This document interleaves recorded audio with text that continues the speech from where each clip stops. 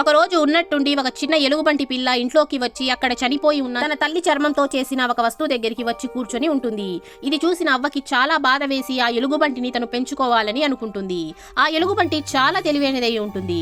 అది అక్కడున్న పిల్లలతో చాలా బాగా ఆడుకుంటూ ఉంటుంది. కానీ ఏ పిల్లాడికి ఎలాంటి హాని చేసేది కాదు. మెల్లిమెల్లిగా రోజులు గడిచిపోతాయి. ఈ ఎలుగుబంటి కూడా పెద్దగా అయిపోతుంది.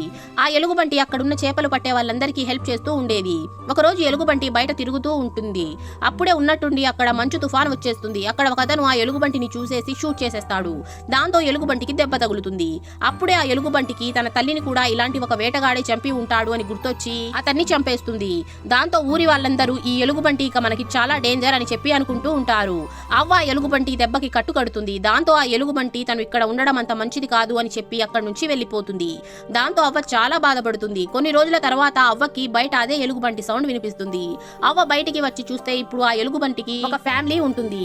ఆ ఎలుగుబంటికి పిల్లలు కూడా పుట్టేసి ఉంటారు. ఇదంతా చూసిన అవ్వ ఎంతగానో ఆనందించి ఎమోషనల్ అయిపోతుంది. వీడియో నచ్చినట్లయితే లైక్ చేసి ఛానల్ ని సబ్స్క్రైబ్ చేసుకోండి.